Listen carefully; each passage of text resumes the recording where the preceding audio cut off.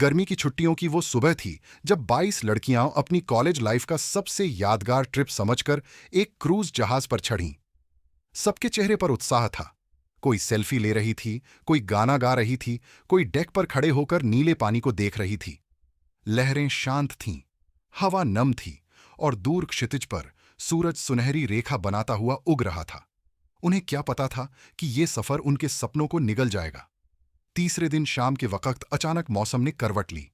आसमान का नीला रंग काला पड़ने लगा, हवा गूंजने लगी और लहरें उफान मारने लगीं।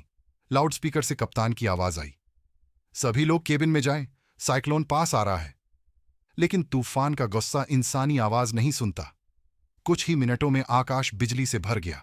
हवा इतनी तेज थी कि भारी कुर्सियां भी उड़ने लगीं। लड़कियां एक दूसरे को पकड़कर चिल्ला रही थीं, कोई रो रही थी, कोई भगवान को पुकार रही थी। फिर एक विशाल लहर ने क्रूज को बीच से चीर दिया। जहाज का एक हिस्सा सीधे समुद्र में डूब गया। हर तरफ चीखें, धुआं, टूटे लकड़ी के तख्ते और बहते लोग थे। 22 लड़कियां किसी तरह एक लाइफबोट तक पहुंचीं। उनकी आंखों में दहशत थी, कपड़े भीग चुके थे और चारों ओर बस अंधेरा था। 6 दिन बीत गए थे। अब वे किसी अनजान समुद्री इलाके में थीं। चारों तरफ बस नीला पानी और ऊपर जलता सूरज। खाने का कोई सामान नहीं बचा था। पानी पीने को सिर्फ नमकीन समुद्र था, जिसे पीने से उल्टियां होती थीं। उनके होंठ सूख गए थे, त्वचा जल चुकी थी। कई लड़कियां लगातार रोती रहती थीं, लेकिन आंखों से आंसू भी नहीं निकलते थे। रातें सबसे डरावनी थीं। अंधेरे में समुद्र किसी राक्षस की तरह गूंजता था। हर रात कोई न कोई सपना देखती कि वो अपने घर लौट आई है, मां गले लगा रही है। फिर अचानक नींद टूट जाती और सामने काला पानी होता। 12वें दिन एक लड़की रिया ने हार मान ली। वो लगातार बीमार हो रही थी, उसका शरीर कांप रहा था। उसने कहा, मैं अब नहीं कर सकती। सब उसे संभाल नहीं पाए। रिया ने धीरे धीरे आंखें बंद कर लीं। सबने मिलकर उसका छोटा सा अंतिम संस्कार किया। उसे समंदर में सौंप दिया। कोई नहीं रोया, क्योंकि सबकी आंखें पहले ही सूख चुकी थीं। उसके बाद एक अजीब खामोशी छा गई। हर किसी के मन में डर बैठ गया था कि अगली बारी मेरी हो सकती है। अब 22 में से सिर्फ 15 बची थीं। उनमें से कई चल भी नहीं सकती थीं।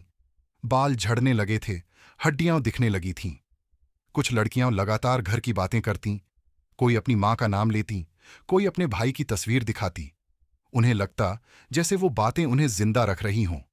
लेकिन रात को नींद नहीं आती थी, क्योंकि लहरें नाव को हिलातीं और हर किसी को लगता कि अब डूब जाएंगी। 33वें दिन लड़कियां मानसिक रूप से भी टूटने लगीं। सान्या ने अचानक चिल्लाना शुरू कर दिया, यह सब सपना है, हम सब मर चुके हैं। उसने समुद्र में कूदने की कोशिश की, लेकिन अनन्या ने उसे पकड़ लिया। सब डर गईं। अब सिर्फ मौत नहीं, पागलपन भी दुश्मन बन गया था। लड़कियां एक दूसरे को पकड़कर रात भर गले लगकर बैठतीं, जैसे बस एक दूसरे की गर्मी ही उनकी जिंदगी बचा रही हो। एक सुबह उन्होंने दूर एक बड़ा जहाज देखा। सबने कपड़े जलाकर धुआं किया, चिल्लाईं, हाथ हिलाए। जहाज थोड़ा पास भी आया, लेकिन तभी तेज लहरें उठीं और उनकी लाइफबोट पलट गई। सब पानी में गिर गईं। 3 लड़कियां वापस सतह पर नहीं आईं। बाकी 12 किसी तरह पलटी नाव पर चढ़ीं। उस पल उन्हें लगा कि भगवान ने भी मुंह मोड़ लिया है। अब सिर्फ 9 बची थीं। शरीर इतने कमजोर कि चल भी नहीं सकती थीं। कोई बात नहीं करता था। हर कोई बस आसमान को देखता रहता। हर सांस एक युद्ध थी। कभी कभी वे मर चुकी लड़कियों के बारे में बात करतीं। याद है ऋतुजा कैसे गाना गाती थी, मीरा कितनी शांत थी। फिर सब चुप हो जातीं, क्योंकि हर याद अब एक जख्म बन चुकी थी। सूरज की पहली किरण आई और उसके साथ आया कोस्ट गार्ड का हेलीकॉप्टर। उन्होंने बचाव रस्सी फेंकी। बचाव दल ने नाव पर पड़ी 7 बेहद कमजोर, आधी बेहोश लड़कियों को बाहर निकाला। उनकी आंखों में आंसू थे, लेकिन ये खुशी के आंसू नहीं थे। ये अपराध बोध था, क्योंकि वे जिंदा थीं, जबकि उनके 15 साथी अब समुद्र की गहराइयों में सो रहे थे।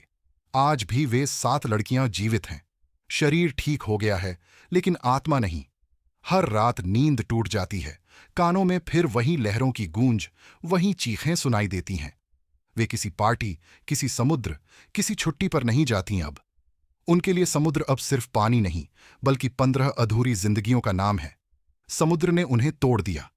पर उनकी दोस्ती और इंसानियत को नहीं तोड़ सका।